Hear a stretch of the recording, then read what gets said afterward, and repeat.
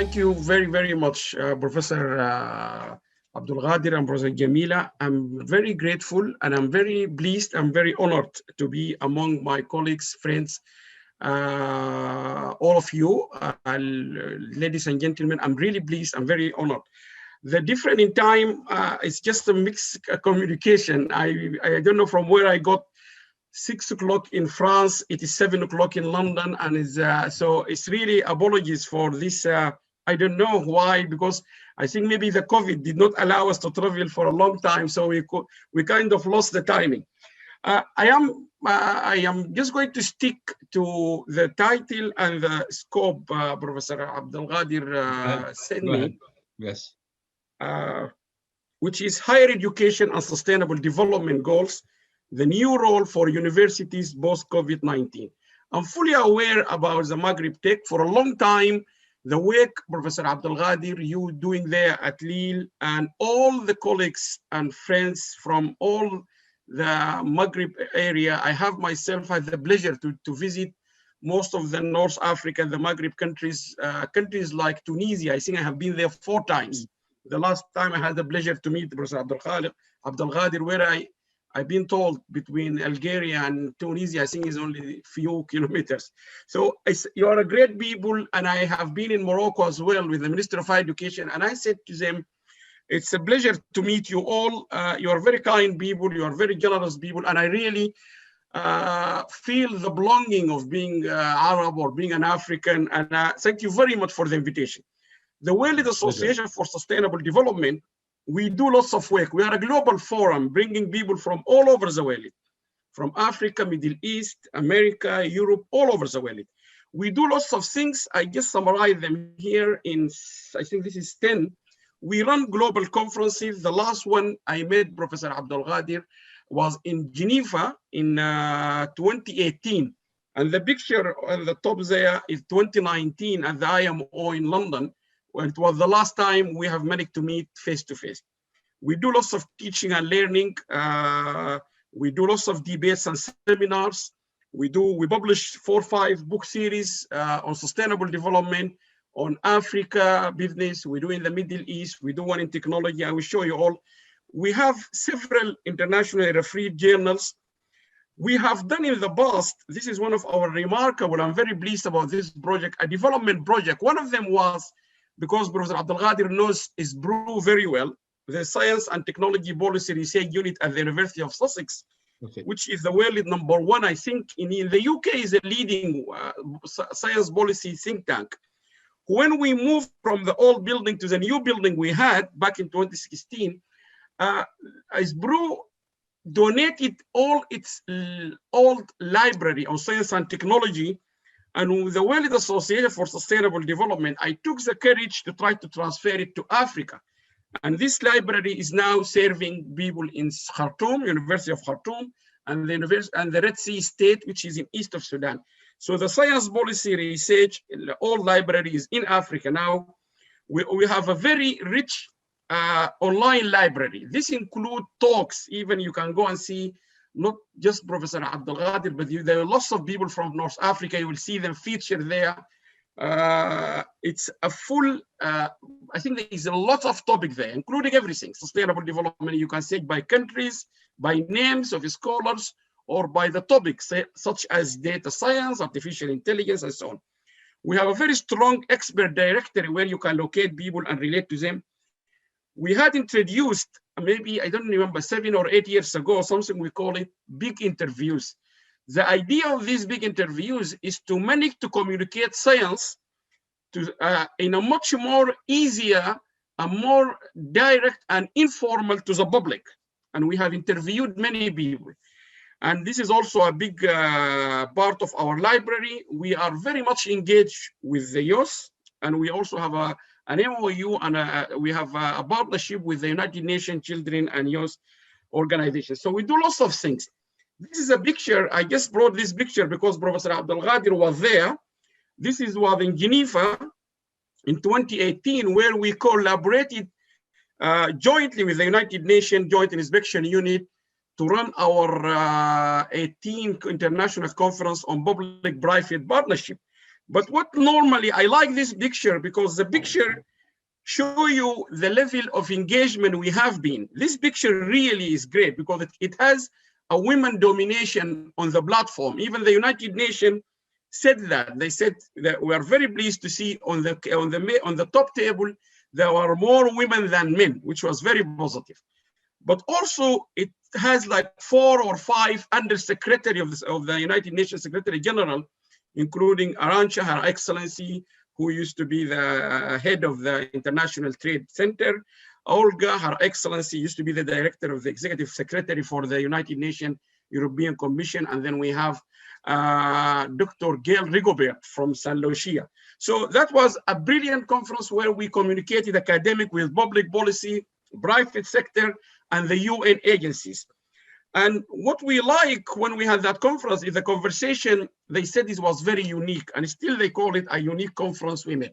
We published lots of books in different subjects. This coronavirus was our last year conference. We have discussed issues about European Union and Europe at a crossroad in 2016. So we're always ahead of the games in terms of discussing global issues. The one on the left is now being recommended for a long time for the CIMA, Charter Institute of Management Accountant, and so on. In terms of the Middle East, because I know you are very keen on the Middle East, we have a big book series called MENA book series. We publish it with Belgrave, with, what is it? Not Belgrave, I can't remember now really, but we have done lots of books on Saudi Arabia, on Kuwait, on Sudan, on UAE, and so on. The list is really going long, and it's a very long list. We have our international journals in science and technology, food and entrepreneurship, and so on.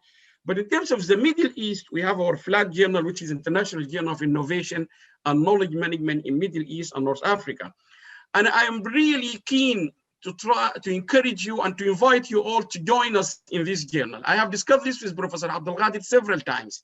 And Professor Abdelghadir offered his support, and he has been great. Because the journal originally is published in English. And when I met Professor Abdelghadir a long time ago in London, we agreed that it's good to also have a version in French. So we encourage our colleagues from the North African or the Maghreb Tech, and that's has been approved by the British Library. We can have it in French. So I really want you, I would like to encourage you to take a role. Professor Abdelghadir knows everything about it. But the other thing I would like also to draw your attention, since you asked me about was, we're also very keen to help any institution within the world, but the Middle East, we have quite a lot of focus on the Middle East, if they want to publish or actually bring their journals to the international arena. And this video, which is 1 or 2 minutes, it was one of the last institution we helped, which is called an institution in Saudi Arabia. It's called IFET. We help them to establish their journal. I will just play it quickly. سعيدين جدا انه اليوم وصلتنا مطبوعاتنا الاخيره لاخر مجله منشوره في واست، وهي مجله الميدل ايست جورنال اوف انتربرينورشيب ليدرشيب اند سستينبل ديفلوبمنت. وهذه المجله بننشرها شراكه مع جامعه عفت في جده المملكه العربيه السعوديه، كليه اداره الاعمال ومركز رياده الاعمال. والمجله بتناقش قضايا مهمة جدا في إدارة الأعمال وريادة الأعمال والإدارة والتنمية المستدامة. So we just move because of the time is available in our website. But the message is any institution, any university in the Maghreb or any place in the Arab countries, please contact us if you would like us to help you with setting up and putting up your journal. The good news about this journal, if you go to Harvard or Oxford or Cambridge, we managed to get it through ProQuest because we are, all our journals are actually through ProQuest reaching all people across the world. So please feel free. We're also very keen on the women, and we have been celebrating the United Nations International Women Day, the United Nations Women and Girls in Science and Technology for a long time. And I'm very pleased that the celebration we just had on the 8th of March this year, there was Hanan Al-Miheri from United Arab Emirates. We had Professor Ghada Amir from Egypt. We had Dr. Selma Al-Faqih, which is a Sudanese in Orlando. We had Mayada Abu Affan, a Sudanese British here. We had Aisha Bamoun, Dr. Aisha Bamoun from Morocco. We had Dr. Hind from Qatar, and we had Professor Dua Salman from Egypt. So really, I was very pleased to see the Arab women, they really, or the MENA women really were almost half of the celebration. So that's never happened before, but we are very keen on pushing the women agenda further. We have a very rich library. Please go and see it. It got everything from prime ministers to secretary generals to professors to young to generations to really Nobel Prize, different topics, many things. So please go and browse it. And if you need to collaborate on this or bring anything, please come forward. Youth engagement, as I said earlier, we are very keen on the young generations because this is the whole future of the MENA region. This is a picture about what I told you earlier about the project in Sudan. There is lots of impact we have calculated qualitatively and quantitatively. I'm not going to spend time here, but I'm very happy to engage with you. But we are very happy, although we still wanted to do more, but we are very happy with what we have managed to achieve so far. Of course, we have worked, we will continue to work, and I would like to work with more of you, different people, different organizations. One of them I would like to draw your attention is the World Bank CMI, which is the Mediterranean Integration Center in Marseille. I'm sure Prof. Abdelkader will know it very well. They are focusing on the Middle East and North Africa, and we went there. I'm going to make reference to them. But we are very keen to work with everyone. You can see, even including Abu Dhabi Women Police Association. We work with people in Sudan, in Tunisia, every place. So please come forward to us, and we are very keen to work with everyone. Now, coming to the topic, I think I saw the best way to start getting into this issue of higher education and how the universities need to change their role in order to help achieve sustainable development. Today, more than ever before in human history, the wealth of poverty of nations depends on the quality of higher education. This is not my words, but this is the words of everyone, including the World Bank, United Nations, every single author I have read who has written anything about the role of universities globally, they can't disagree with this statement. The wealth or the poverty of nations depends on the quality of higher education. It's not just about the quantity of higher education, but the quality of higher education. That's number one. So revolutionary breakthrough in knowledge economy are leading to remarkable change in the way forward looking nation capacitate their graduates. So all the world, all countries agree the future is in knowledge. The World Bank from 1992 acknowledged that everything should be driven by knowledge. And universities are the knowledge production factories. That's how I always call them.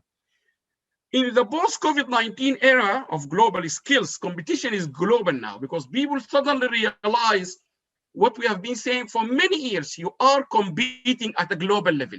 You are no longer competing at your country level. And I'm very pleased, and I'm sure Dr. Rabia will not mind me saying that, to see a Tunisian data science company called Magistica, which is led by Rabia, Dr. Rabia, I will talk to him later, is taking projects across Europe. This is what is it really, a Tunisian company, or whatever the combination of it, but Tunisian data scientists leading in getting projects in the United Kingdom and other countries. This is the future of the world. And this is a good example. And I'm sure at what time I strongly recommend, if he has never spoken here, to invite Dr. Rabia. I think Prof. Abdelkader know him because we met him in Jandouba in Tunisia. Okay. So universities cannot fail to realize, accept, and accomplish their natural and ascribed roles, even remotely, as we have experienced in the last more than 12 months, as a strategic agent for national development. So they cannot really afford to not to know that or to lead as a national development agency to achieve United Nations Agenda 2030 and the 17 Sustainable Development Goals. In the post-COVID-19 era, universities must confront new realities. We are in a new normal. The post-COVID, the way we are going to have the mask, the way we're going to be socially distancing ourselves from each other, is the new normal. I know some people, they see it sounds negative, but it is not. It is positive. This is the new normal. This is how we're going to live our life after we get the vaccination and so on. So this is what we need to do. Business as usual will not going to help anyone. Universities cannot continue as business as normal. We bring students, we teach them, and that's our role. No, our research has to be very focused, as I'm going to show you. Universities need to be expansively refocused in order to become more sensitive and responsive to its mission of developing graduates who, in addition to conventional graduate training, are also able to fight the intellectual battle for self-confidence and self-assertion as equal competitive knowledge digital economy. I gave the example about Tunisia. I have another example, but I know I need to make sure people, they don't see me biased. I will give you example from Egypt. If you call from the United Kingdom, Vodafone, to fix any of the problems you're having in your Vodafone, whether it's connectivity or whatever it is, the recipient or the person who will receive you is either an Egyptian girl or a boy in Egypt.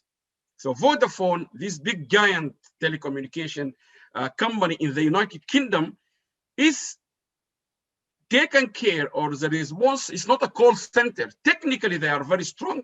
They are in Egypt. So Egypt or Cairo, wherever this center is, will never have convinced Vodafone to make that center in Egypt unless they convince them by young, strong graduates, good internet, and a knowledge-based society or environment where it will give confidence to Vodafone to let Allam from London calling for Vodafone. You will get an Egyptian girl or boy on the other end. So this is lead me to the following question.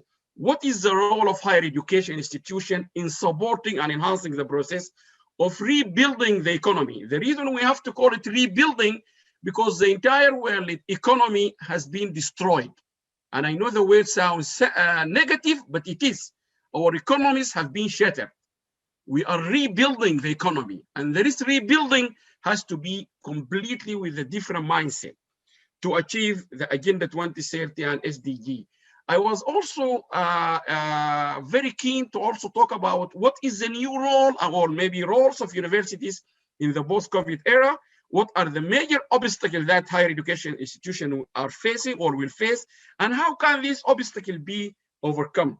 Finally, I will look, if the time allowed me, to some governmental or societal components to this, and if so, what?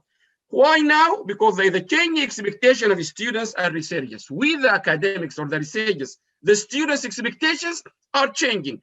I said this back in February or March, and I said in the UK, universities should start thinking of how they're going to charge students when they come in October or September. Many people didn't listen to me because I said to them, when the students, they will come to university in September, last September, they will have a legitimate question to ask the vice chancellor, why I am paying you £10,000 while you are teaching me online, why Allam is not coming to university, he's teaching me from home, you are not spending money on security or what, and this and this and this. Didn't listen. Now, when the university is open, students in Manchester, they have a big sign saying, why are we paying 9,000? We need discount. So expectations of students, not here, I'm just giving you the example of money, is different. You're going to teach me online, you need to change your way of stimulating me, excite me about the online teaching. I'm not just going to sit here, you give me a talk, and that's why many of my colleagues say to me, I only see black screens, I can't see the students whether they are on the other side or not. Increased competition in the sector. Competition is tough. I have traveled as far as Indonesia. The whole day I was traveling to University of Erlangga in Surabaya in Indonesia. It is a university in the top 750, I think. It's number 600 in the world. And they told me, Allam, we want you to help because the Minister of Education, Higher Education in Indonesia, asks them that they have to come down to 500 in the top 500. So a university in Indonesia, far away, they are competing globally to be in the top 500 countries, high-funded universities. In Sudan, we have a very prominent research center called the Mycetoma Research Center. It's the world #1. and it's competing for funding because it is the world #1, recognized by the WHO as #1 in the world, in Khartoum, in Sudan. So this is where you can see global competition. You can't have it now easy, all universities. When I visited Janduba, I said to the vice chancellor at that time, I said to him, you should really reinvest in what you have, because they are teaching data science. Tunisia is one of the countries I visited.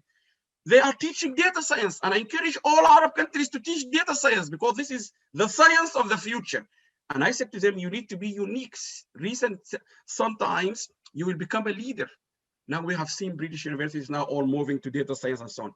Reduction in income and changing technology. We have lost many of our colleagues, and I'm sure all people in Europe, America, they know that because of the funding, we have to get rid of colleagues who are excellent and fantastic colleagues, but because there is no high demand for their courses. This is a problem. Now, others are universities or competitors in the sectors are repositioning and rebranding themselves as excellent provider of transformative education research to achieve national and international recognition. So we cannot sit. That's why we have to do this now. Quickly, I'm sure this is a famous man, you know him. Deming said, without data, you are just another person with an opinion. And this will lead me to where I'm going to use data. I'm using data from I always try to use different data, which is publicly available. Everywhere is free. World Bank from 1998, they got lots of reports, United Nations Development Program, Human Development Report, a statistical yearbook of UNESCO from 99, INSEAD, the Global Innovation Index, and so on, WHO, the World Health Reports, United Nations, and the Global Competitiveness Report, and so on. But it's very important note here to take the data, according to the IMF, the International Monetary Fund, United Nations, World Bank, UNESCO, they all confirmed in different reports is not available for every country in Africa. So you come to the UK, you will find everything on this data is available. But when it comes to Africa, many countries, we don't have it. And that's the danger. And I have warned every country I have been to, Egypt, Tunisia, Sudan, where else? Even in Saudi Arabia, I mentioned that. In UAE, in Kuwait, I said that. Every country in this region, I keep warning them, they have to look into the data. Is it complete or not complete? Most of the figures are likely to be underestimated, and this is quite serious because we're going to talk about international models designed by people based on a particular ingredients of data. Now we don't have that data. So we will have trouble benefiting from the global. Look quickly, we moved from industrialization to information to globalization. And the COVID-19 pandemic is a good example to prove what I have been argued. We are not in the information era, we are in the globalization era. The way I'm talking to you now, not because we are in the information era, but we are in the globalization era. We communicate, we know each other, we travel, and so on and so on. What does that mean? We need to look to the global picture. This is just, this morning, I checked it this morning. You can see this, there's a huge number of people are now connected. I know the word digital will take you to information era, but we are connected. We talk, we see each other, we make fun. Even people play music and so on and so on. So you can see the amount of billions of people watching, the amount of billions of people using phones and so on and so forth. This is very interesting. Connect universities with the SDGs. Digital Natives Index. This is a very important index. I keep reminding people to look at it. This index actually, what does it calculate according to the the Information Society, the UN? The number of youngest between 15 to 24 years old who are using the internet for the last 5 years. And interestingly, the world has been led by Korea. It's not the UK, it's not France, it's not America. Number one in the world is Korea. Korea has been leading the world in the number of young generations using computers. What does that mean? The country is going in the right direction to achieve sustainable development goals, because the amount of people using it will help to achieve everything we are calling for in the SDG. When you look to Korea, you can see that in this report back in 2017, ICT continued to be a key priority area and help Korea to become a robust economy and overcome the 2008 financial crisis. So you can see ICT, or when you have a digital natives, big number will help you even to overcome that financial crisis. And I'm sure when people do research now about the impact of COVID, they will find that countries with high digital natives have managed to overcome the COVID much better than those with less. All households have high-speed internet access. One of the highest average advertised broadband speed in the world is in Korea. More importantly, driven growth and innovation, increased transparency, and ICT will also help the country to be one of the ICT. The number one in the world exporter of ICT products and services, products is Korea. So this is our facts. When I ask my students in the UK, which one you expect it to be number one? They never think of Korea. They could say, oh, the UK, USA, Canada, and so on and so on. But if you look at the map and you look at the Maghreb, we always, in these kind of maps, we have very promising stories coming from that part of Algeria and Tunisia. And as I said, I am very unbiased. I'm not here to promote a country or not. But you can see Saudi Arabia has always been in that list of a high number of digital natives. Algeria has always been in that list. But if you come down, other countries in the Middle East or North Africa, they are not doing great. This is a very interesting graph. This is the graph giving you a daily time people spent using social media in the last year. What's important, it starts from 4 hours per day all the way down to less than 1 hour. But what's interesting, the average of the world is like 2 hours 25. So an average person in the world is spend 2 hours on the social media every day. But what's interesting, the large amount of people is spending many hours on computers, on social media, is mostly in developing countries where we know they are struggling with internet connectivity and bandwidth and so on. So the number one in the world is Philippines, Colombia, Brazil, and so on. On the right-hand side of the graph, you will find OECD's countries such as the Netherlands, USA, UK, and so on. And most of the people in developed countries, they spend less hours on social media. People in developing countries spending so many hours on social media. When you compare that with the cost of using social internet generally in the developed countries is cheaper than developing countries, then you need to investigate this. University professors and academia, we all need to investigate what is going on here. This is very interesting. Those who have challenges with internet are using it more than those who they have it much easier. Or what are they watching? Does that mean we are watching something here more valuable than those watching there in the Philippines and others? What is going on here? Because this is very interesting. Egypt, UAE, all these countries are, on the other hand, many people watching compared to developed countries. So the rule of the game is changing. I would just go quickly because I'm sure this has been discussed in your Maghreb Tech quite a lot. Prof. Abdelghadir knows this in and out. He's one of the top experts worldwide on this. This will change from structure to knowledge base. And I just need to move because of the time. Back 7-8 years ago, the picture on the left of this Google was on the front cover of The Economist. And what they are simply arguing in that article, they're saying that the world is not going to be on oil, it's going to be on knowledge. And that picture showing you everything now really on the internet.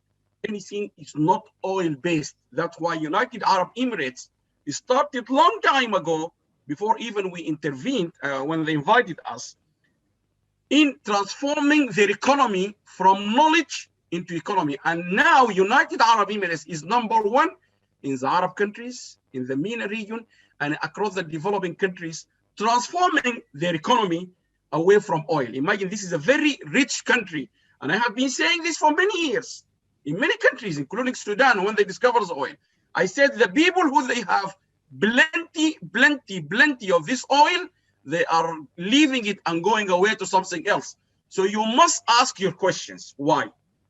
Emirates Airline, and in particular, is leading the world, and Etihad as well, not because of they got subsidy by oil from United Arab Emirates countries, but because they are using innovation, creativity, and they have been brought by the European governments, France, Germany, Netherlands, and the UK, British Airways, KLM, Lufthansa.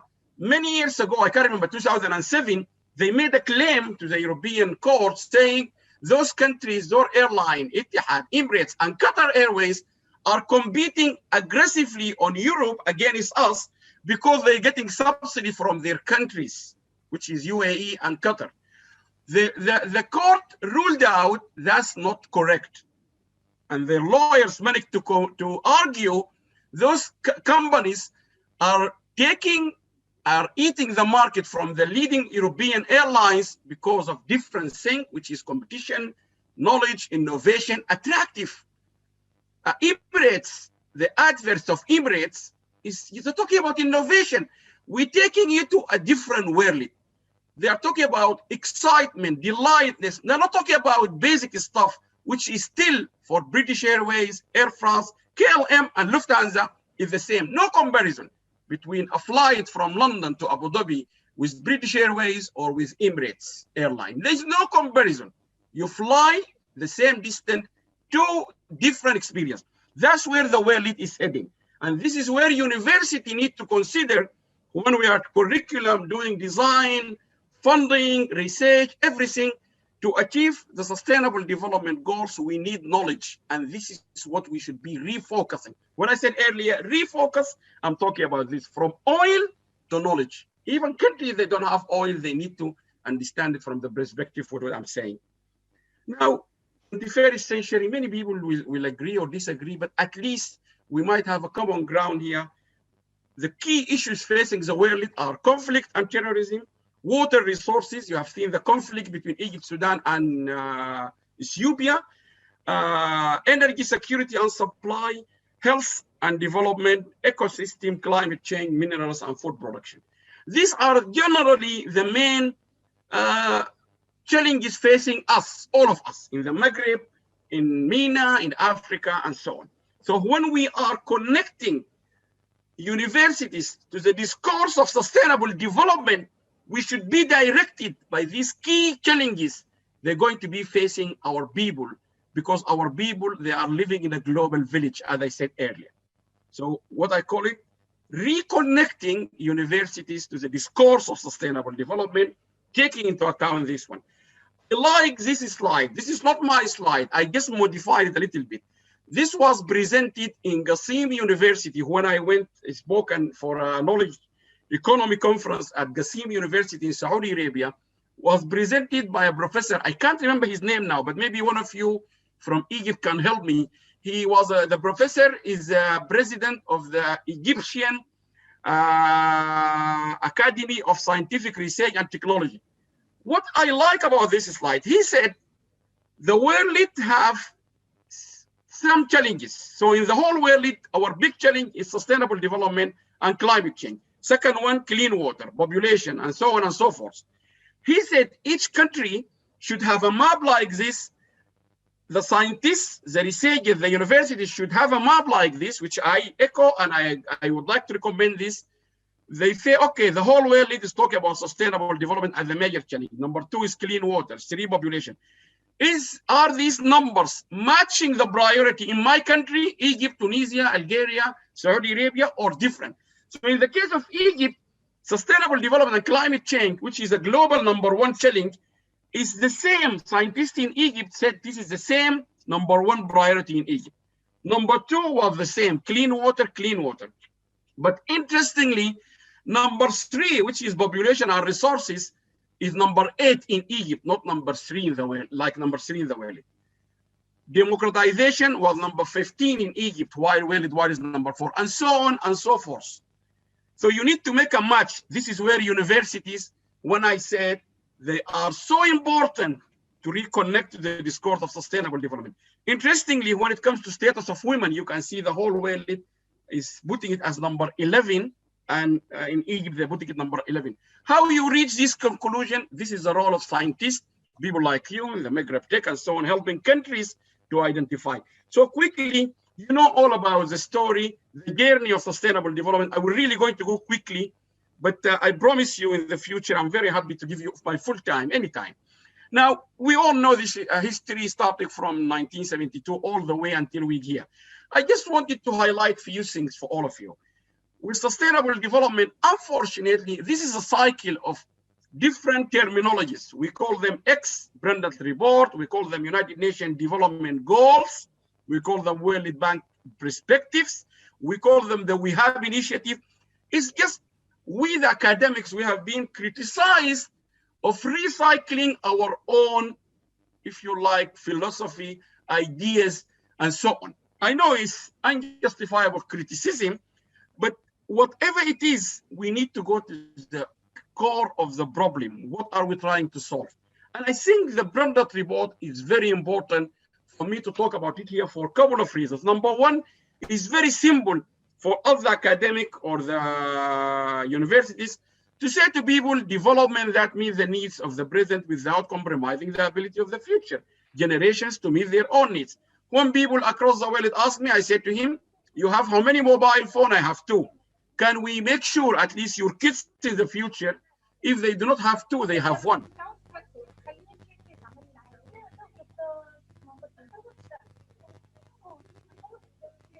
Shall I continue? Okay. The second point. Go ahead.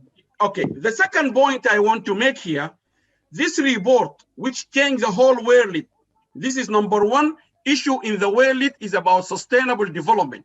This report, and I said it in many Arab countries whenever I have traveled, this report, the MENA region, Arab countries, they have no reason to say why they are failing in achieving sustainable development, because they are the founders of this concept.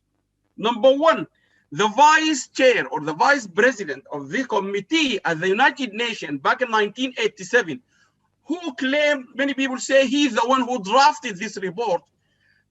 He passed away last year from Sudan. He used to be the Minister of Education, Dr. Mansour Khalid, a great scholar worldwide, Sudanese. If you look to the list of countries, Saudi Arabia hosted many of the work and the roundtable discussion on engineering and so on.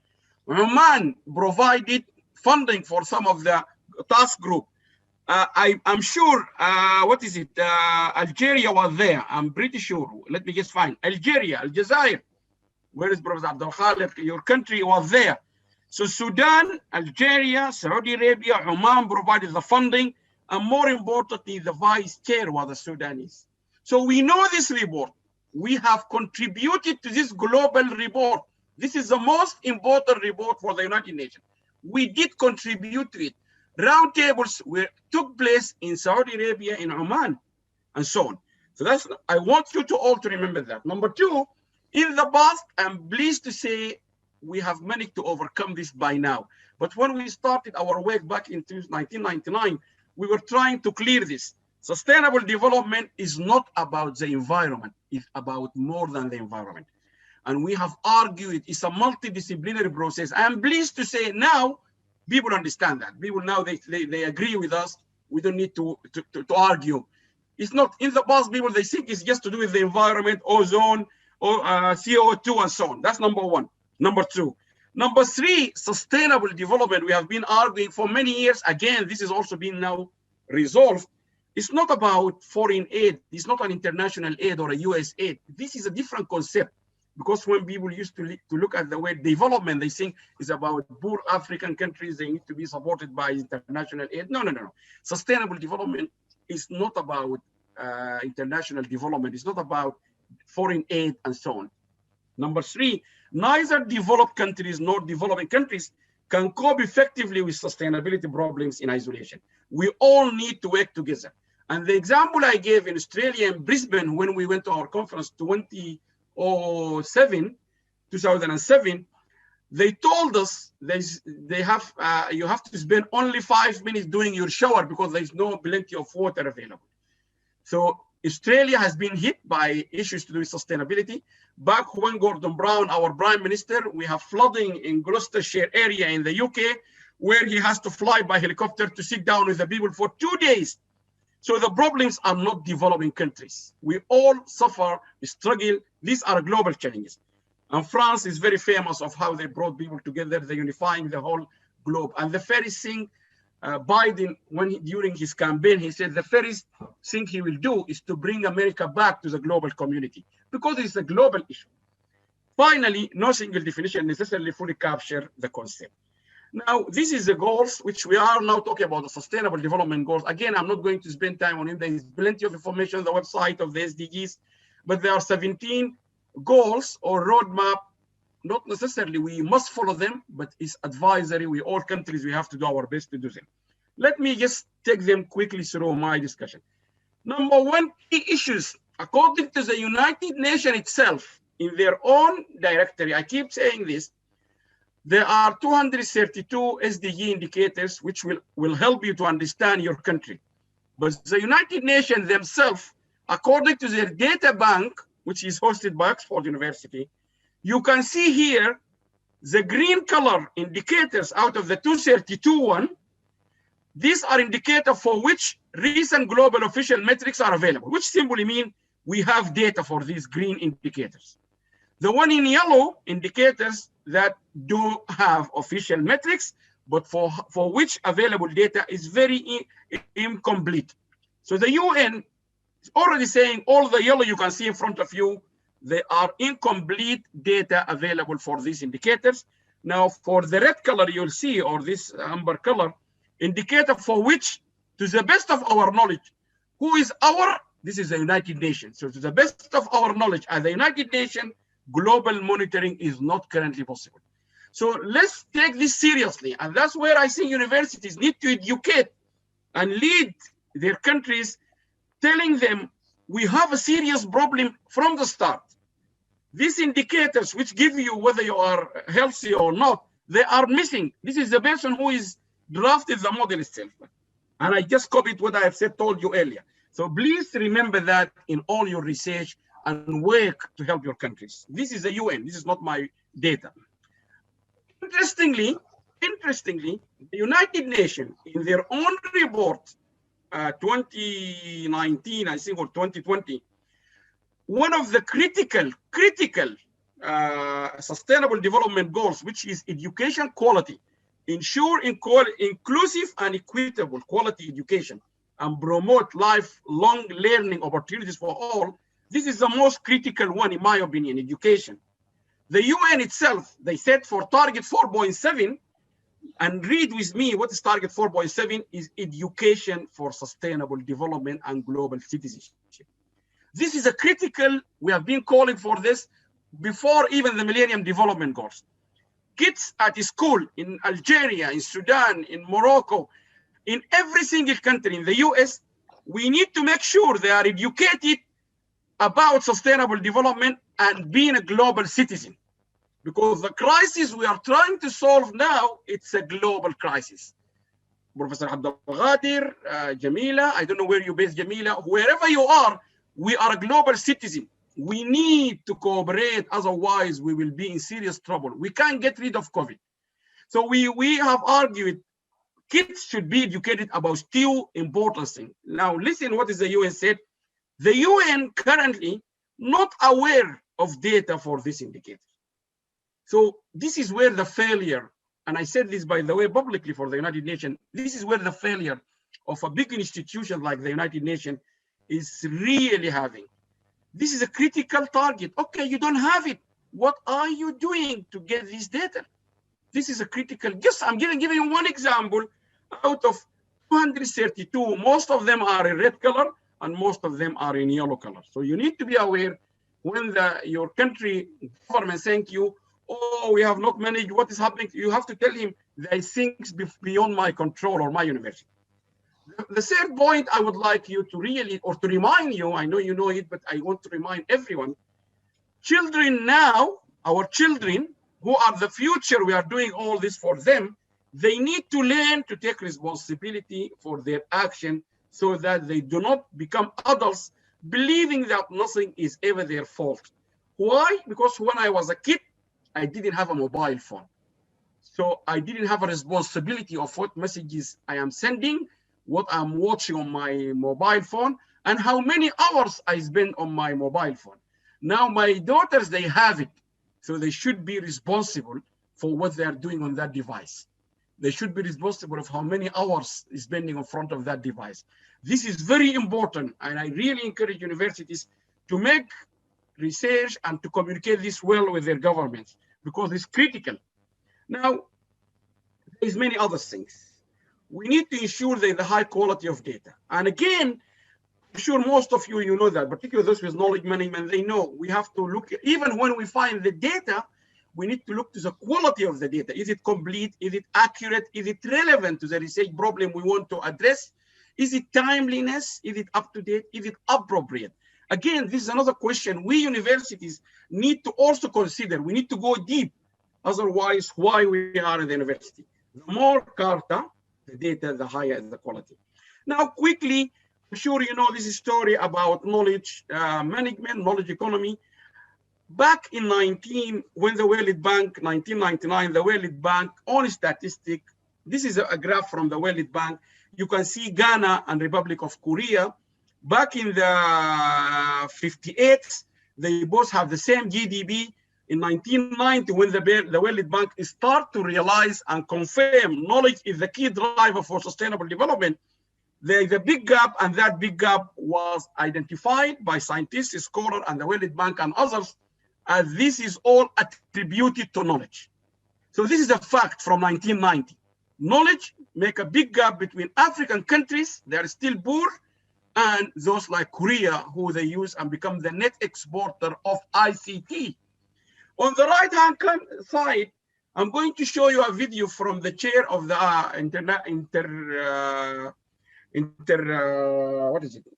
the IBCC, in the panel on climate change. You remember him, Professor Rajendra. I think he's Pakistan, he's an Indian.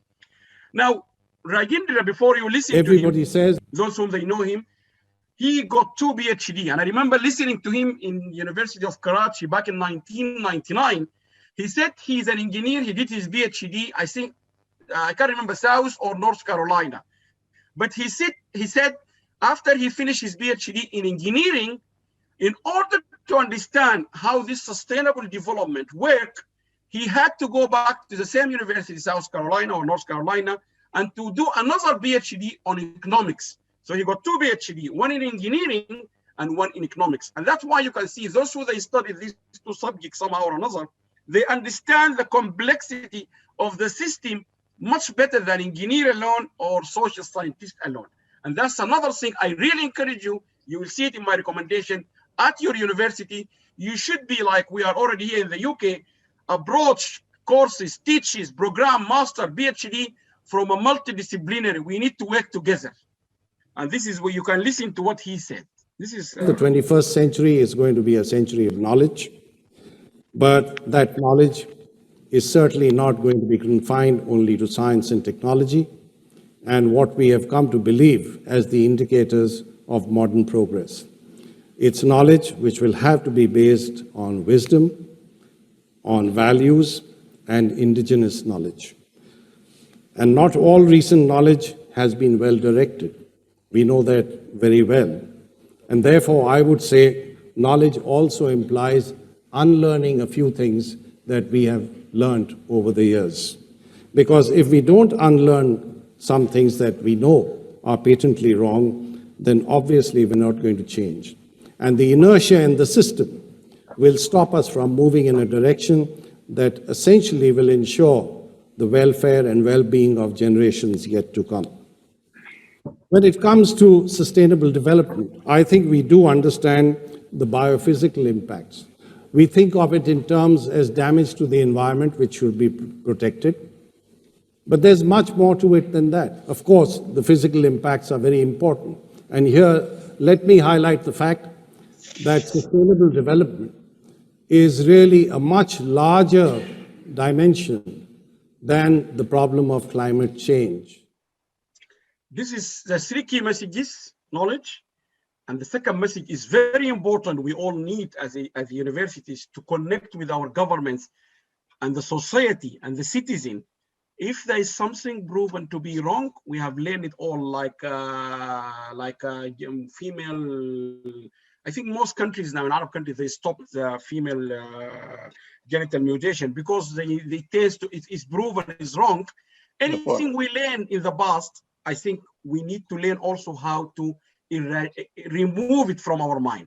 That's what we need to learn.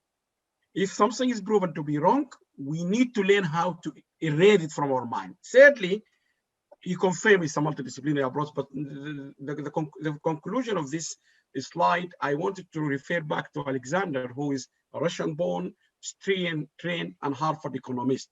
He had a very famous quote. He said, each country had its own distinctive resources, which is true. Sudan is not like Egypt, not like Morocco, not like Nigeria in terms of resources, and a stage of backwardness. And this is very important. Every country or government, when they're talking about distinctive resources, but they never talked about a stage of backwardness. Sudan has been 30 years in the dark. That cannot be underestimated when you want to go further up. The same like all countries, not just the political. How slow you were doing in the past. These two are very important. Each country had its own distinctive resources and backwardness, which would strongly influence any potential growth path. If you have been 30 years very slow, you can't expect him to run the marathon easy. If you want to run the marathon while you have been, like now, if you, hopefully all your loved ones are healthy, they didn't have any problem with this COVID, but if you happen to be in the COVID in one of the hospitals here in the UK for more than a month, they have to take you to another ward for rehabilitation. You need to be taught how to eat. I was watching in BBC 2 days ago, and someone in the hospital, they are now teaching him how to eat because he hadn't eaten for more than 1 month. He was using pipes. This is, you really need to consider when you're doing your research, because it has an influence on potential growth path, degree of backwardness. The more this continues, the development is like back. Professor Allam, I think that you can keep going. You can continue. Someone is there is a sound in the background. Shall I continue? Yes, please. Go ahead. Okay.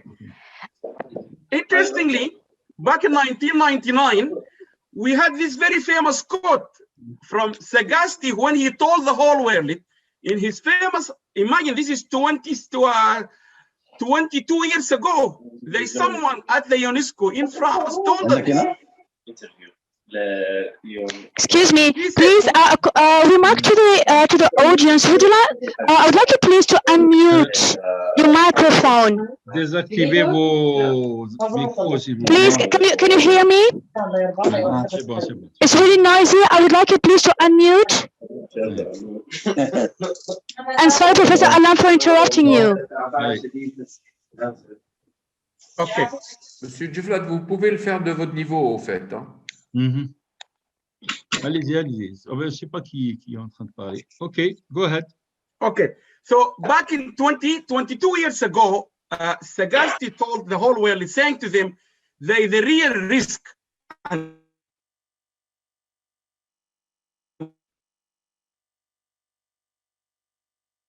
Can't hear. And this is exactly his word, risk of two and the other passively receiving knowledge from abroad and deprived from the ability to modify it, such as African countries. If we compare those two blocks, Koreans, they are becoming now a base for capacity to generate and utilize knowledge. So they are growing fast.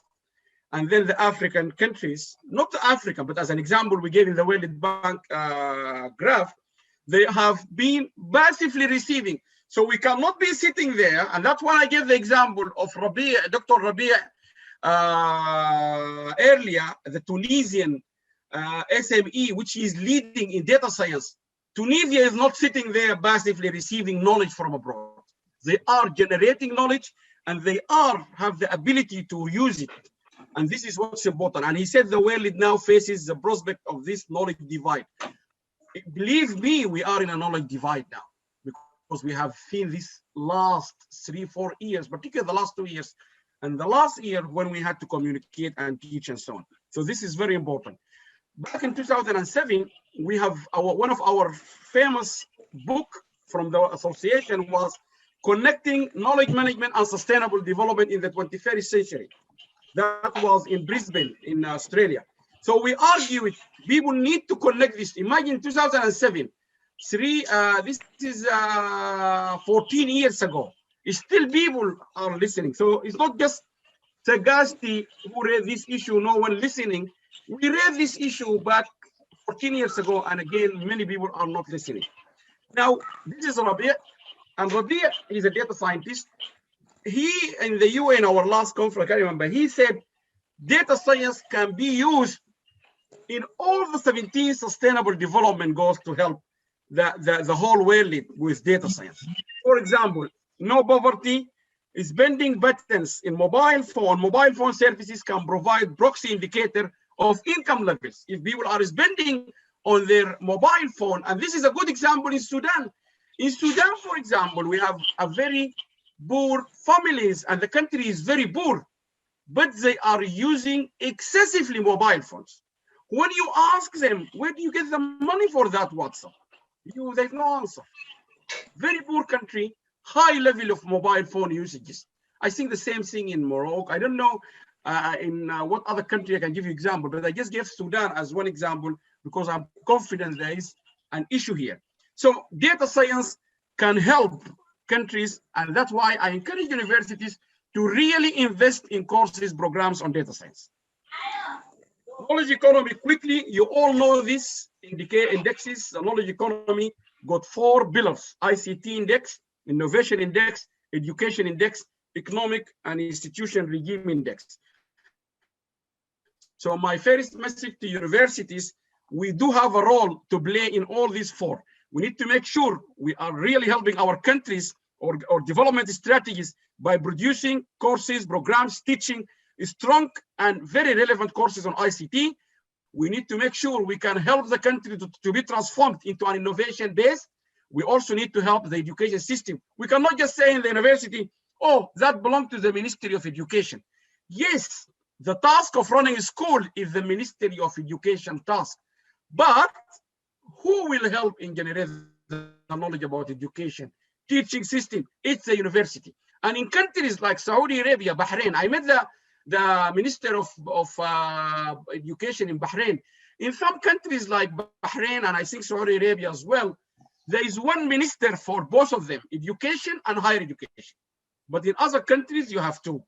Whatever it is, we need to help them. Economic and institution regime index, competitiveness. We need to help the country in the school of business, social science. This is part of how we can help them. But most importantly, many professors, they have asked me this question in the past, and they said to me, where are the universities? You are talking too much, Allam, about universities. They can play a role. Where are they? They are not mentioned in this 4. Universities are actually part of the innovation index. So we, the universities, this is our index, is the innovation. But really important, we need to look at all this as a way of creating new programs and model. What have we done to the country in terms of achieving or becoming a knowledge-based economy? All people so far agree to achieve these 17 sustainable development goals is really about education. Tony Blair, our previous prime minister, said it many times: education, education, education.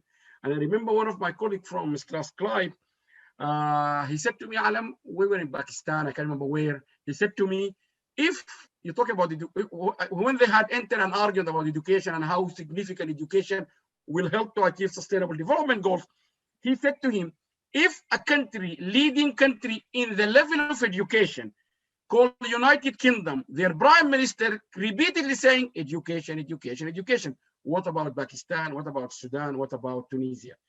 Imagine, just compare.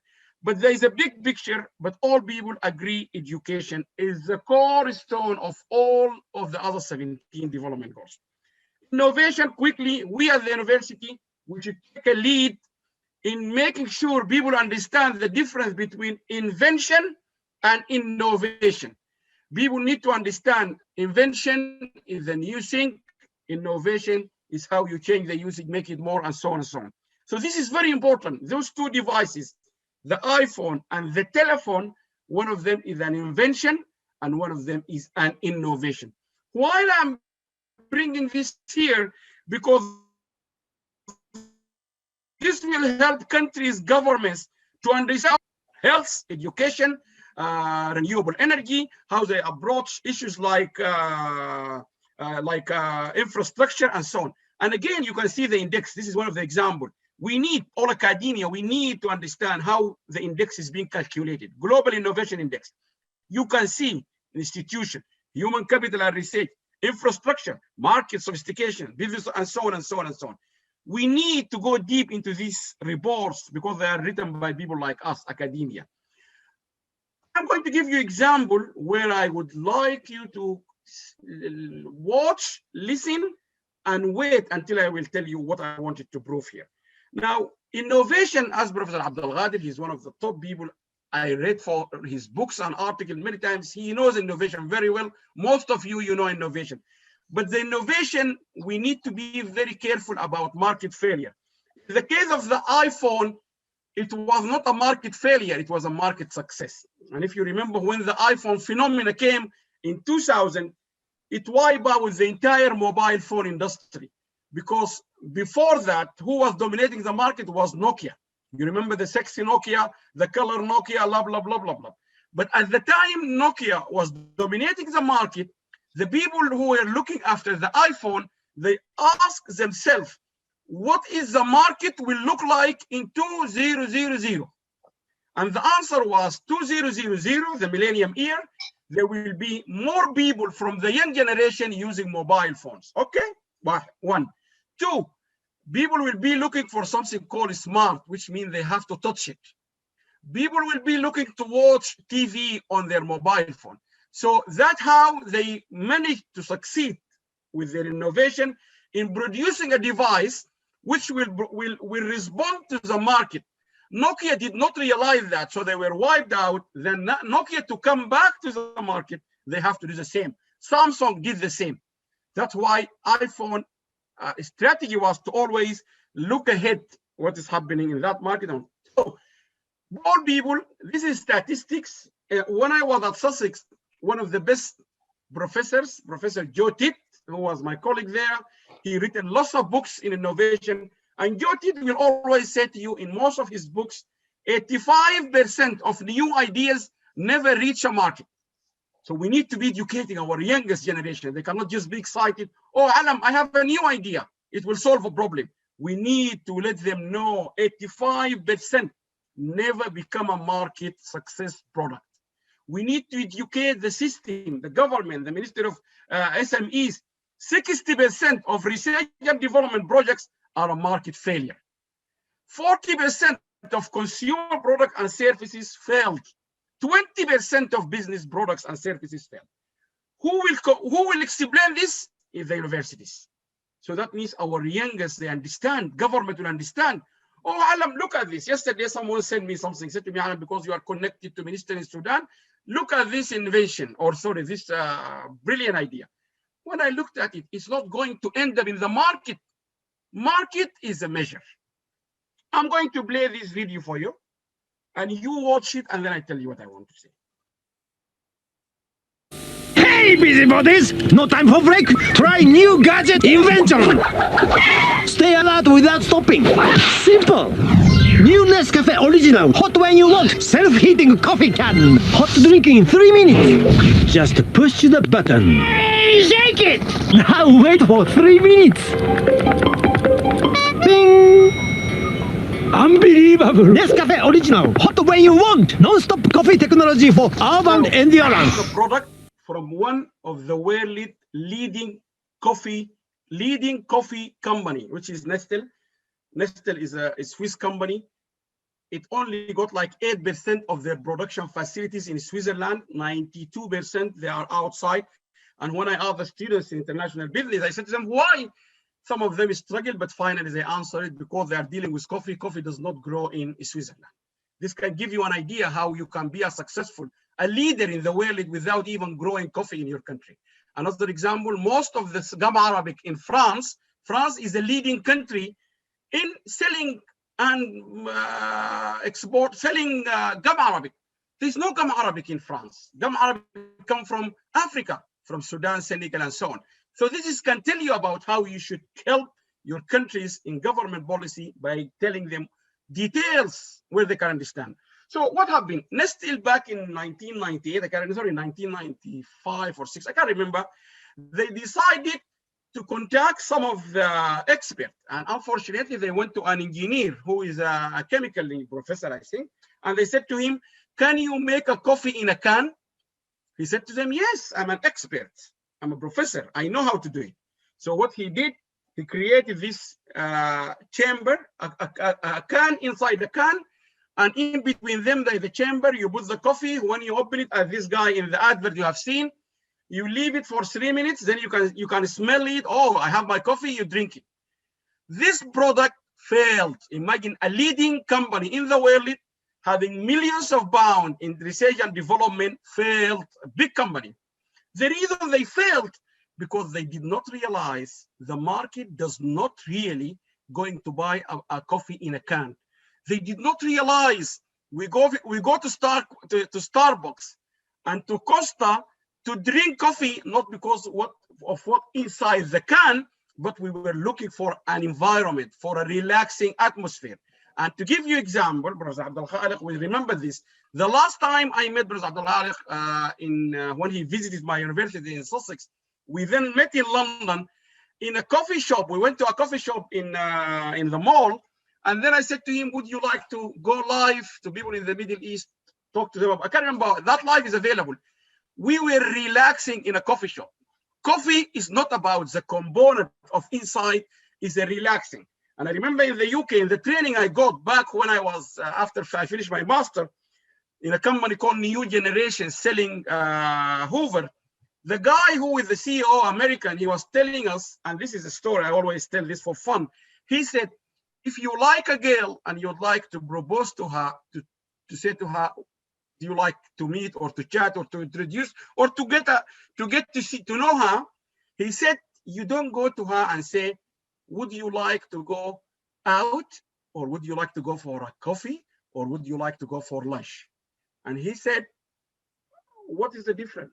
And we didn't know. And then he said, you can't start by saying to her, would you like to go for lunch or dinner? You start by, would you like to go for coffee?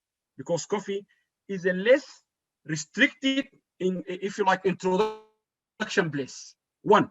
Number two, he said, you need to say to her, would you like to go Friday night or Saturday afternoon? So you're minimizing the option for her. So it's all about marketing techniques. So when you're producing a product, no matter how innovative it looks to you, it can fail because the market got other measures and indicators. So in the case of this, it failed because the market does not really prefer, no one of you guys prefer a coffee in a can.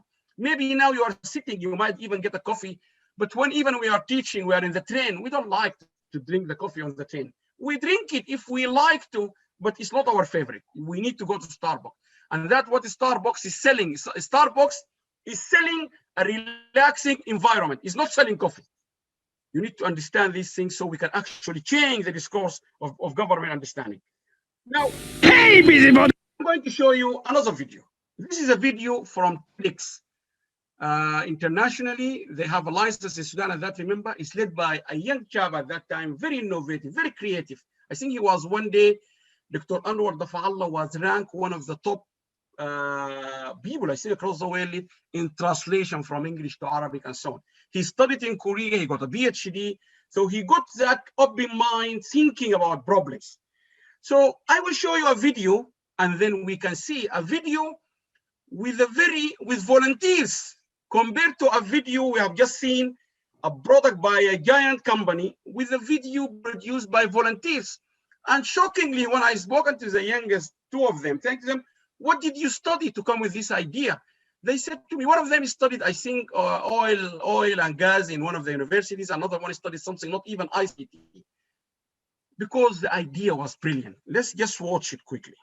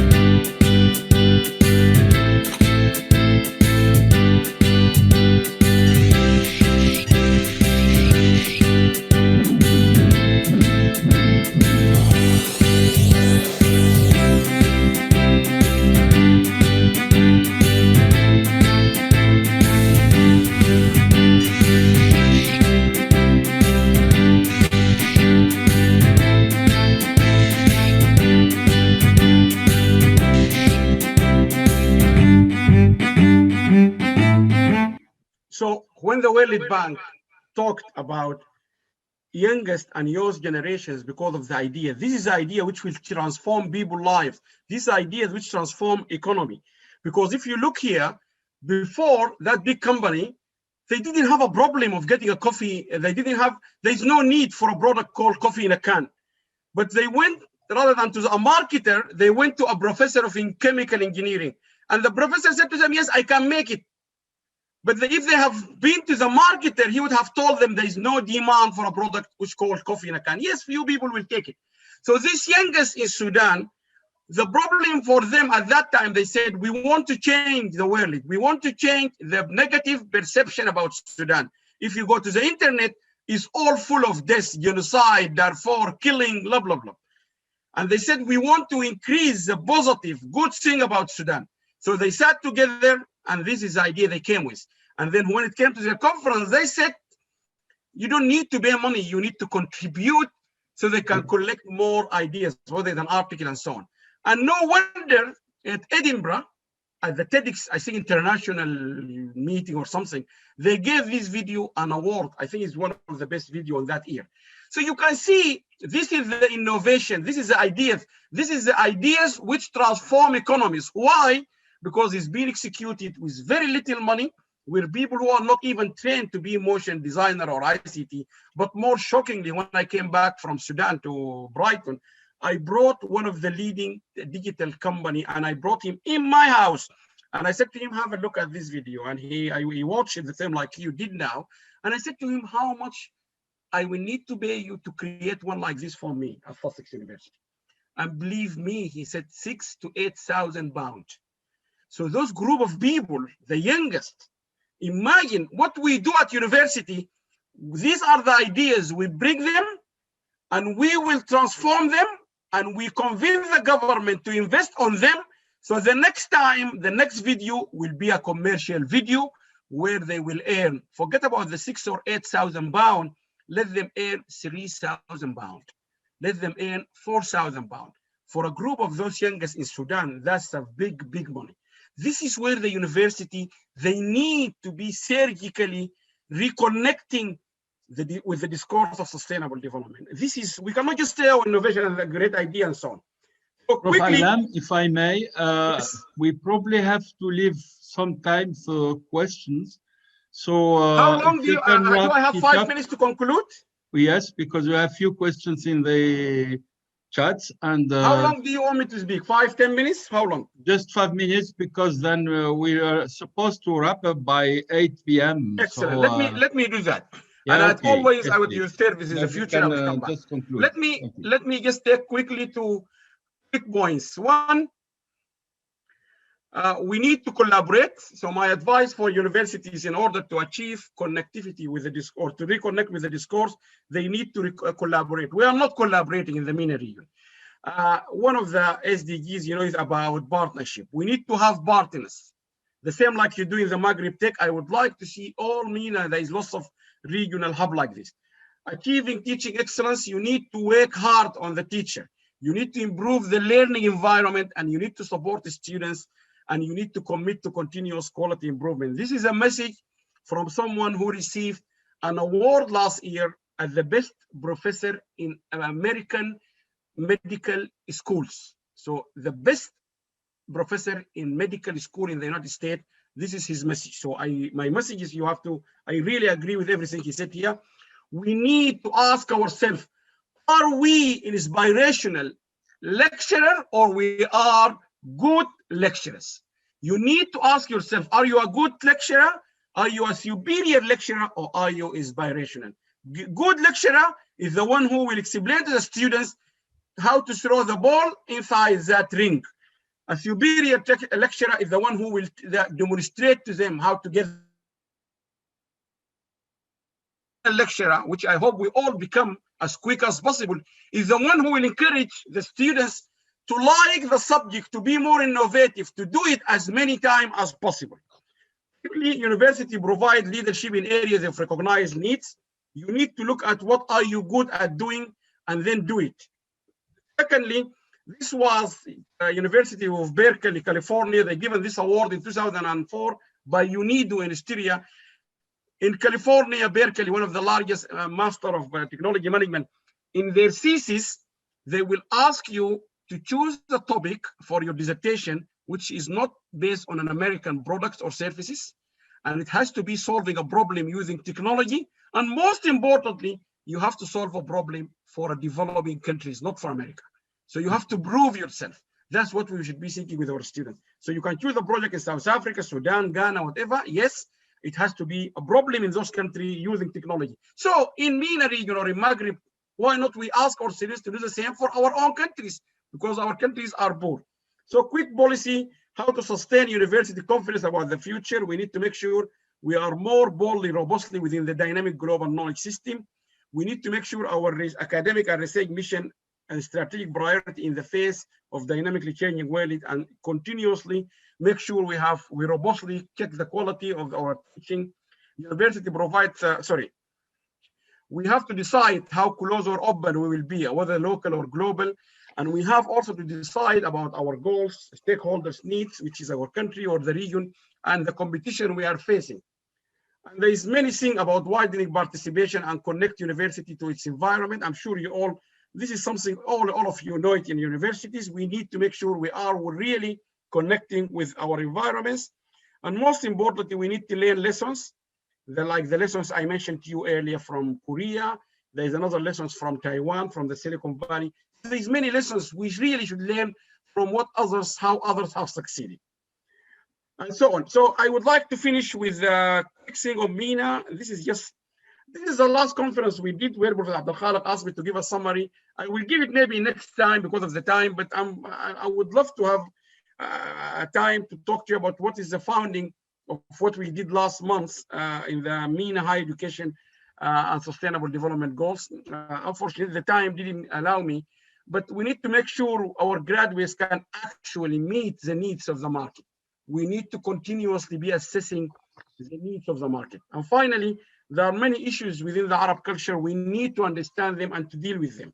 About sharing information, many people, they don't like to share in the Arab culture and so on. Now, we need to look into the way we do the work. Go to work, do the work, go home. No, we need to think about different issues. Go to work, do the work, improve the way you do the work, and then go home. So this are all what we can really engage ourselves with policy and so on. Finally, quick recommendation, we need to connect the user, the research, the engagement agencies with effective communication. We need, number one, in the social media, connecting people in the world is the Facebook. So we can't underestimate, we can't ignore the Facebook. Many academics, they say to me, Allam, oh, I am not a Facebook person, I am a Twitter person. I said, no problem. But you can't underestimate or ignore Facebook because it's number one tools connecting people. We can't ignore it. We have to share, to collaborate, and there's many reasons. I'm sure you all know this. I will have just to go quickly through it. And then, like Obama, when people analyze the success of Obama when he was in office, they said you normally achieve, you go far with a great team. So I really encourage you to think about this, because academia, unfortunately, we are working in isolation. We call ourselves collaborating, but you are really great, because in the Maghreb Tech, you are collaborating, you are working in a team. And that's a key success of Obama. And I think it's a key success for you. We need to think about leadership, and we need to think of a new model of how we can lead these countries by thinking of managing, leading, and following. And I think I finish here by the youngest generations. We need to focus on our youngest generation. And I think we need three things. So if we start now, we need communication, effective communication. We need to consider the infrastructure of universities and the process. Right. This is our conference, annual conference. We are hopeful in this November coming, we will be having our conference as usual face-to-face. Yes, I am very positive, and I would like to finish my talk with a positive message. According to our government here, we should be out in June. So we are hoping on the 16th to 18th of November 2021, you all joining us here in London face-to-face. We will be discussing the role of higher education in enhancing and supporting entrepreneurship ecosystem towards rebuilding the economy post-COVID-19 in a digital world. And also, please, the call is open now. Please submit your article. We're also looking for track chairs, and thank you very, very much for your time. Great. Thank you very much, Dr. Allam. It was fantastic. Such a wealth of information and issues.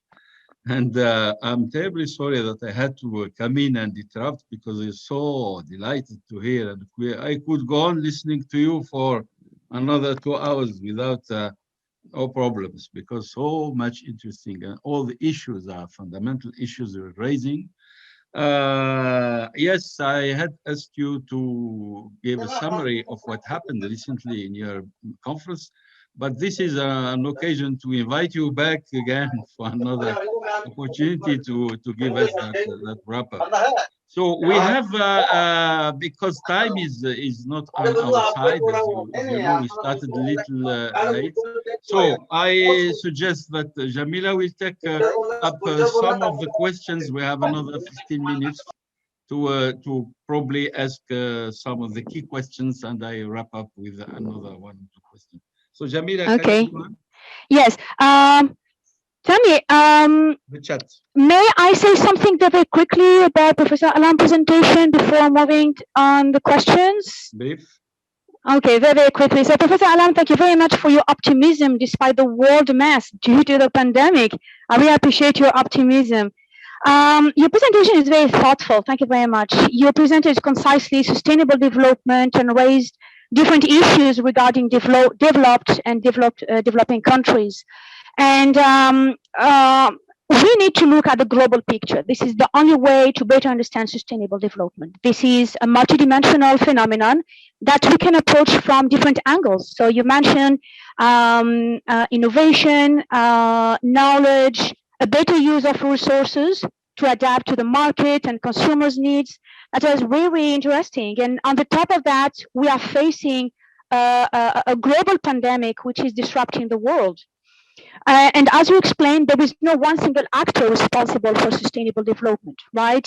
It is a shared responsibility. Everyone is involved. And although the main focus is on major polluting companies, you mentioned schools, but also children and the youth due to their increasing use of smartphones. This is another really interesting remark. This brings me to the following remarks. We are experiencing a contradiction. On one hand, the society is aware of sustainable development issues, but on the other hand, we are using internet more than ever, and this is causing what we call a digital pollution, right? So I would like to know, what do you think about this contradiction? Great. Also, I found your remark very interesting about unlearning the wrong to make space to learn something new and something right.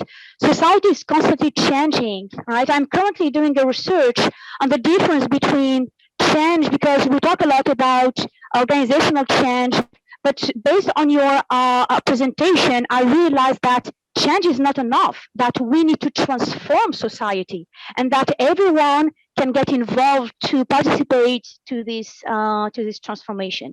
So thanks again for your presentation.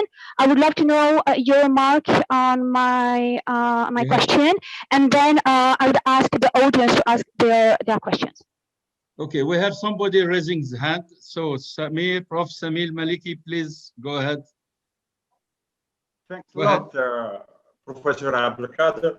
Thank you very much, Professor Allam. It was a great pleasure to listen to your nice presentation. I would like to know your point of view about, I think, missing variable that you don't find basically in the SDGs in general, and it concerns our Arabic countries and MENA countries in particular. I talk about inequalities of opportunity in education and knowledge. I think this is, in my point of view, it's a big problem, and we must working about this variable, because this is the basic of all the problems, and all the other goals are connected directly or indirectly to this inequality of opportunity in education. Thank you very much. Great. Thank you very much. So perhaps we can see if there are other questions, and you can answer all of this. Jamila, would you like to go on the chat, or if I see there are some? Yes, sure. There are different questions From our friend Shkundi Mohammed, several questions, so perhaps we can pick on those. Yeah, I can pick the one about diversity and inclusion. This one is quite interesting because most of the time when we mention sustainable development, many people refer to the environment, but it is actually a global issue. And I found this remark about diversity and inclusion quite interesting. So here they say diversity and inclusion is the new thing now when it comes to manufacturing, creativity, and innovation to start. And I think we need a fifth activity in the Middle East and integrate the basic clean concepts. So Professor Allam, we would like to know your thoughts about this. Okay, can you see for the chat? If not, I have a few interesting questions to add, possibly on the role of university, because it seems that the university has a step to make, which is to be really sensitive to sustainability issues.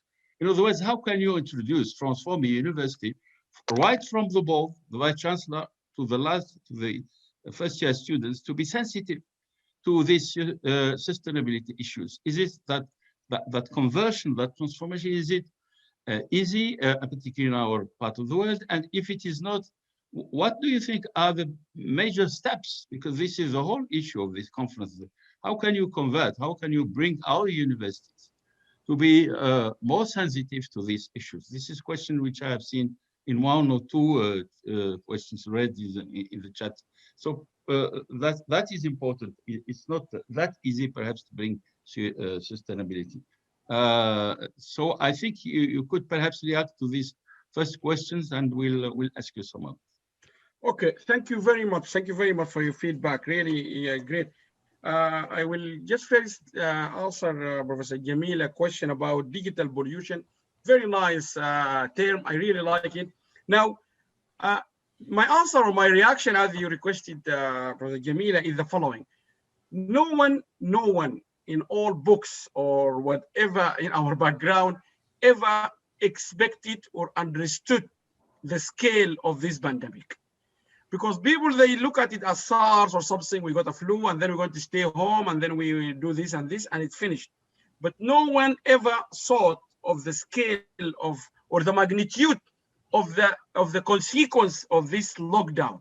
And I was talking to a psychiatrist here in the UK, and I said to her, what I found it is interesting, even if you are, because she said to me, Allam, we are almost like, now I understood what a prisoner is facing when he's been in jail.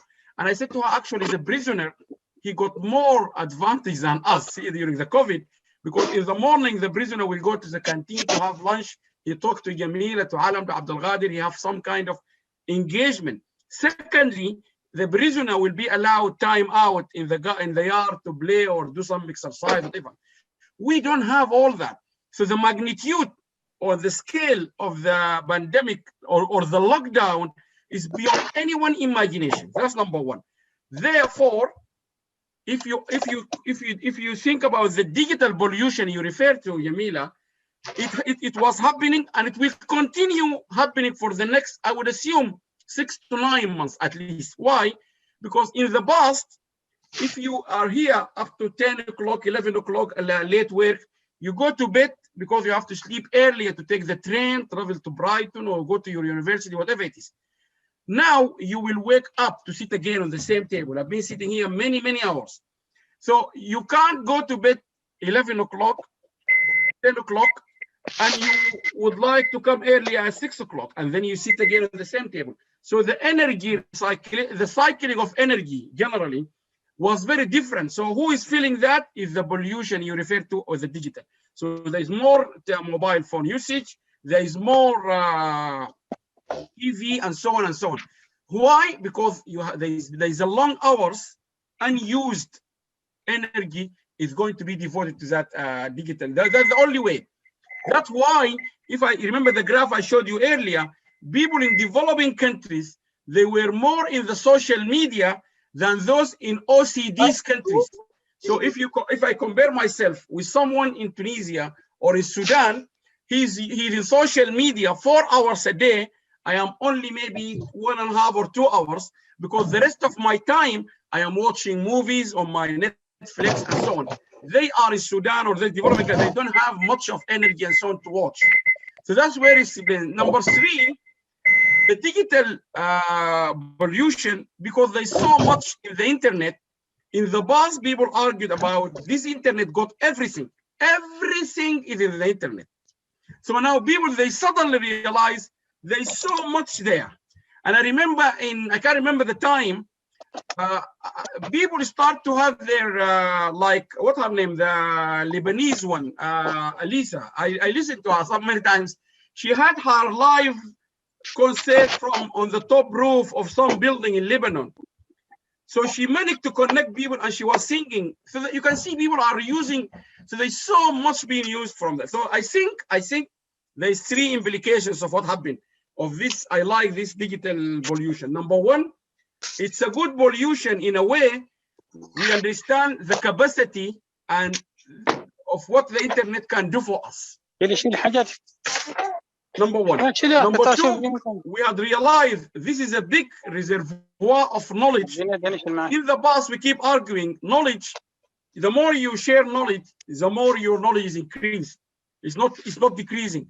Now people have seen that. The more you share videos, connection, like now we are talking to each other. Definitely with Professor Samir, Maliki, with you, Jamil, Abdelkader, all the people I can see here, we will be interacting. Tomorrow I will get emails and I will be building up. So people who have seen they visualize this positive pollution we are having. Second implications is the mental and well-being, and this particularly for kids. Many psychiatrists we invited in our debate, they have said that it's going to affect them. It already affected them because now they become so addicted to the mobile phone. At night, if you try to stop them, you may have real problem convincing them to get away from the mobile phone. And many families, they say, let them, because Allam, we are struggling. Number 3, which I think, Jamila, is very important to what we are discussing here. Universities, they realize how, particularly in the Middle East, how vulnerable and weak, extremely weak, when we all become open we all become in the open. We had problems from Libya, Sudan, professors, even ministers, unable to talk live like what we are doing right now. They realize they don't have broadband. They realize how weak, fragile they are. They don't need an American F-15 bomber to destroy the country. They just need someone to switch whatever. They don't have. They realize governments, that's where the university should keep in quickly, how important to invest in internet. And I have said this in many countries, including Sudan. I think I said for Libya and I said for other countries. If you do not invest in broadband, your economy will go nowhere, because the highest increase from this digital pollution was e-commerce. People realize how much they can pay, they can sell, they can do business on this. So I just want, because of the time, but I'm very happy to continue on this offline. Professor Samir said something very important, and to answer you, Professor, we have argued, and I'm very happy to hold hands with like Professor Abdelkader and your network here with other entities, particularly in Africa or in the Middle East, to make a strong case for funding for Arab universities to lead people like you with data science, to lead in how to solve this problem. Unfortunately, the UN didn't have a clear mind what to do. They just said it, they know. But because now we know the problem for these African and the Middle Eastern countries, or the North African and all Africa, we are not going to benefit from these models of the United Nations. We need to make a strong case for funding for all universities in the region to make research quickly how we can calculate and calibrate this missing data. In statistics, I'm sure all of you have done that when you did your master or PhD. We have been taught how to manage some missing data, but here we are talking about a missing data at a large scale. It's not like you are looking for a ring. It's more of like a ring. You lost it while you are swimming in Brighton Beach. It's very difficult. Now we're looking about many rings lost in a big ocean. We need to find all of them. So So I think I will definitely maybe propose we make a call strongly to the United Nations, to funding agencies, or perhaps we can go to the rich Arab countries or the Arab League, Professor Abdelkader, like Saudi Arabia, UAE, and those countries, and we say to them, we need funding for a Arab or a North African or African we choose from Tunisia, one from Maghreb, from whatever it is, and we work together quickly to find a solution which will help our countries before it helps the whole world. Because the more we do this, because imagine if you look at Sudan, its innovation index is 0, is the bottom of the whole world. And I have just showed you a fantastic innovative idea, which people in the UK said it costs or it weighs 6,000 to 8,000 pounds. But if you look to the innovation index by INSEAD, Sudan is on the bottom. So there is a problem. Number 3, inclusion and diversity. Yes, that's a very good question, Jamila. And I think I am glad everyone is talking about it now. Multidisciplinary approach is the only way out from this crisis. People agreed now. We can still talk, we can make conferences, we can talk. I'm very happy to get you many people to talk, but really there is a general agreement, like the COVID now. You need to take the vaccine. You see the crisis going on within Europe. The vaccine so far is the only way out of this COVID. Number 1, yes, you have to wash your hands, social distancing, everything, but you need to be vaccinated. So we need to work as a multidisciplinary approach. The only way to get out of the challenges or to go over the challenges of sustainable. I give you one example, plastic bags. In the past, in order to convince people about the multidisciplinary approach, we will give the example of plastic bags. We say to people, it's not about the environment. It's not about the consequence of throwing a plastic bag on the street, but how can we it's not about recycling. It's also about getting rid of the problem in the first place. And what is the first place? Is that people do not throw plastic bag on the street. Why people throw plastic bags? There's many reasons. Education, they don't understand the consequence. It's only 5 pence now in the UK, nothing. So what?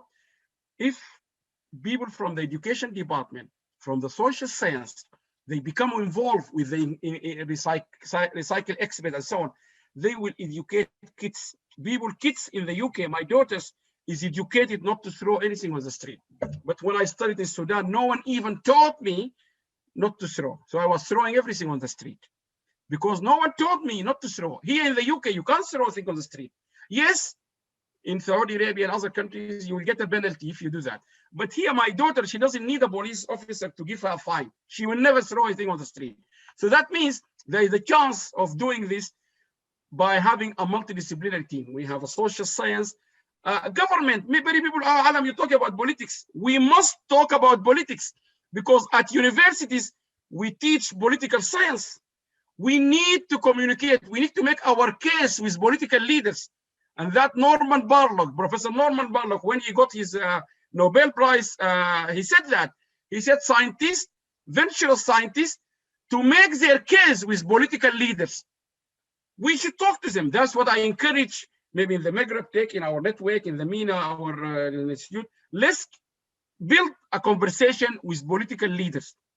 We say to them, we are not political parties. We are not fighting for your seats, but we are fighting for what will be good for you. We need to do this. So finally, the last question, a very important question, transformation, sensitive to the question of how do we become sensitive to, how do you maybe to transform ourselves into become an inspirational lecturer.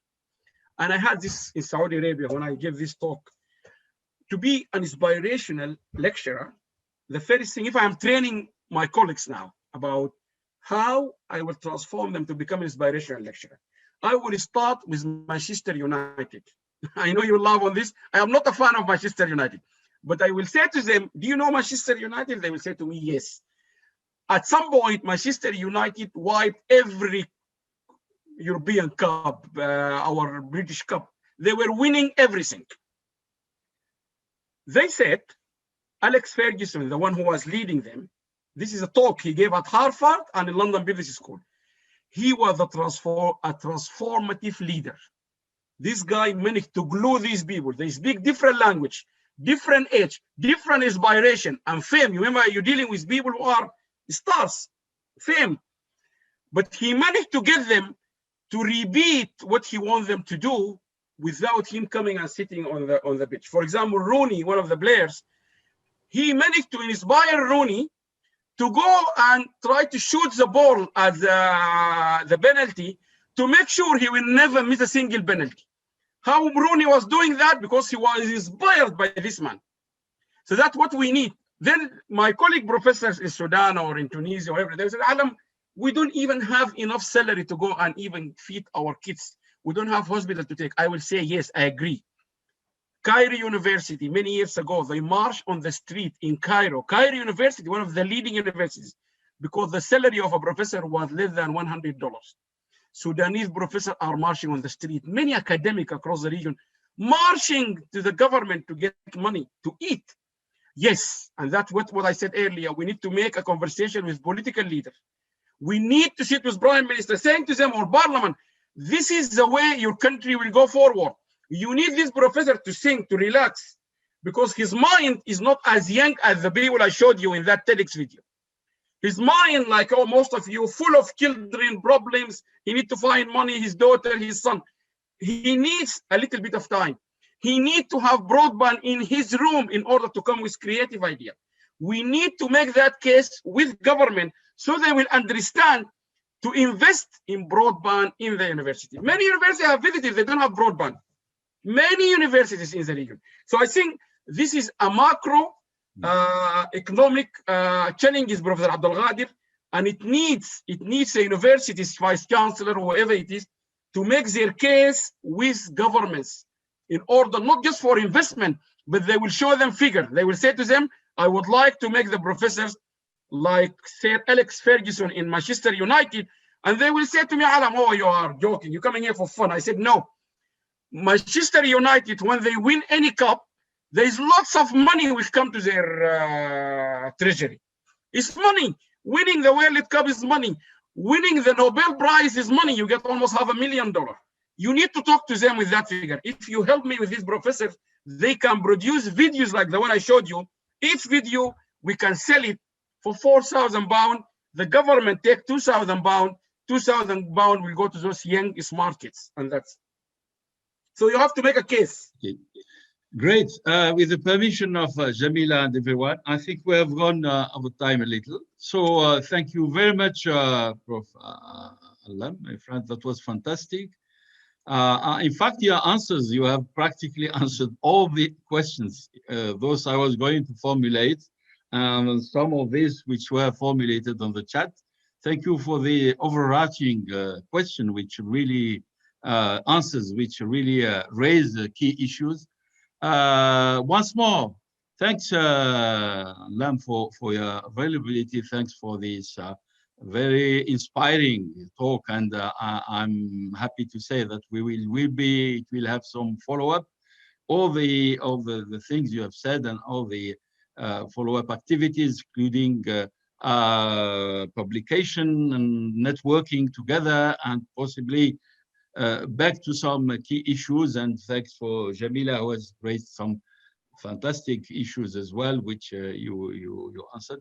So I think in the name of the MACTEC network and the board and all the members, those who are present and those who are not present, I would like to say thank you. Perhaps I see Samir, one small word. Jamila, did you have one word?